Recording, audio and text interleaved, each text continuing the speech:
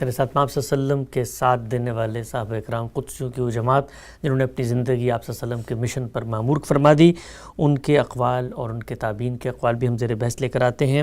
میرے سامنے ایک آثار میں سے اثر ہے ابن نجیح کا، وہ نقل کرتے ہیں کہ رسول اللہ صلی اللہ علیہ وسلم نے فرمایا جو شخص میری ازواج کی دیکھ بھال کرے گا وہی سچا اور وفادار ہوگا۔ چنانچہ عبد الرحمن بن عوف رضی اللہ تعالیٰ عنہ سے مروی ہے کہ آپ کی ازواج کو حج کے سفر پر جب وہ لے کر جاتے تھے تو رستے میں ان کے ٹھہرنے کا بندوبست ایسی گھاٹی میں کرتے تھے جس میں دوسری جانب سے گزرنے کا رستہ نہ ہو، اور ازواج کے محمل پر سبز رنگ کی چادریں ڈال دیا کرتے تھے۔ ہم سب کیا چیز زیر بحث ہے اس اثر میں، اور آپ صلی اللہ علیہ وسلم نے کیا وصیت فرمائی ہے اپنی جو ازواج ہیں ان کے بارے میں؟ کہ اس دنیا میں انسان آتے ہیں، زندگی بسر کرتے ہیں، رخصت ہو جاتے ہیں۔ ٹھیک۔ اب اگر مثال کے طور پر کسی نے یہاں آ کے ماں باپ کے علاوہ یہ نکاح کا رشتہ پیدا کیا ہے، ماں باپ کا رشتہ تو پیدائش سے قائم ہو جاتا ہے، بہن بھائیوں کا رشتہ قائم ہو جاتا ہے، نکاح کا رشتہ قائم کیا ہے، تو ہمارے دین پہ اس کے لیے جو روایت قائم کی گئی ہے وہ یہ نہیں ہے کہ دنیا سے اگر شوہر رخصت ہو جائے گا تو اس کی بیوی کو یا اس کی بیوہ کو اس کے نام پر بیٹھا رہنا ہے۔ یہ تو ہندوؤں کے یہاں روایت رہی ہے۔ ہمارے یہاں دین میں تو یہ روایت ہے کہ آج مثال کے طور پر شوہر تھا، چلا گیا، دنیا سے رخصت ہو گیا، آپ نے کسی دوسرے سے شادی کر لی۔ رسالت میں آپ صلی اللہ علیہ وسلم کی ازواج مطہرات کے بارے میں اللہ تعالیٰ نے دو خاص ہدایات دی تھیں۔ ایک یہ کہ وہ آپ کے بعد کسی سے نکاح نہیں کریں گی، اچھا، اور دوسرے یہ کہ ان کو حجاب میں رہنا ہے۔ اچھا، ظاہر ہے کہ حجاب میں رہنے کی یہ پابندی ان کے لیے دنیا میں کوئی جد و جہد کرنے کا راستہ بند کر دیتی ہے۔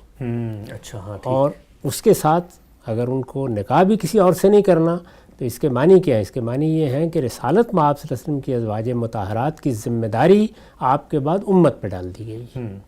تو ازواج مطہرات ہی ہیں جن کو قرآن مجید میں اہل بیت کہا گیا ہے۔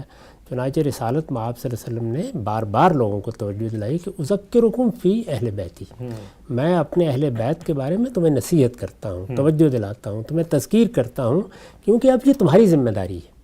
باقی لوگ تو اپنے طریقے پہ زندگی بسر کریں گے، لیکن میری ازواج کا معاملہ یہ ہے کہ ان کی تمام ذمہ داری تم کو اٹھانی ہے۔ جیسے کہ اس روایت میں یا اس اثر میں بیان ہوا کہ حج کے لیے جانا ہے تو ان کے کسی بیٹے نے نہیں جانا، ان کے کسی بھائی نے نہیں جانا، اگر وہ ہوں گے تو ضرور جائیں گے، لیکن پوری امت کی ذمہ داری ہے کہ ان کو اسی طرح احترام اور عزت کے ساتھ لے جائے، ان کی ضروریات پوری کی جائیں، ان کو کسی کے سامنے ہاتھ پھیلانے کی ضرورت پیش نہ آئے، اور وہ اسی وقار کے ساتھ رہیں جس طرح کے پیغمبر کی ذات کے ساتھ وقار وابستہ تھا۔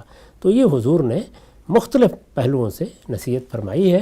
اسی کو سمجھنے میں بعض لوگوں نے غلطیاں بھی کھائیں، لیکن یہ بڑی غیر معمولی بات ہے۔ اس کا باعث یہ ہے کہ ازواج مطہرات کی ایک خصوصی حیثیت قرآن نے بیان کر دی ہے، ہمیں ان کے بارے میں متنبہ بھی رہنا چاہیے تھا اور رہے، اور امت نے یہ ذمہ داری بہت خوبی کے ساتھ ادا کی۔ یعنی صحابہ نے صرف آپ صلی اللہ علیہ وسلم کی زندگی میں نہیں، آپ کے رخصت ہونے کے بعد بھی وہ کام کرتے رہے جو اس کی ان پہ کوئی شبہ ہی نہیں۔ یعنی خلفائے راشدین نے، صحابہ کرام نے پوری طرح کوشش کی، یہاں تک کہ سیدنا علی کو ایک جنگ پیش آ گئی، اس میں بھی انہوں نے ام المومنین کا احترام ملحوظ رکھا، پوری عزت و احترام کے ساتھ ان کو ٹھہرایا، عزت و احترام کے ساتھ ان کو گھر تک پہنچایا۔ تو یہ چیز صحابہ کرام نے نازک سے نازک حالات میں بھی ملحوظ رکھی ہے، اسی کی حضور نے نصیحت فرمائی۔ نقطہ بالکل واضح ہو گیا۔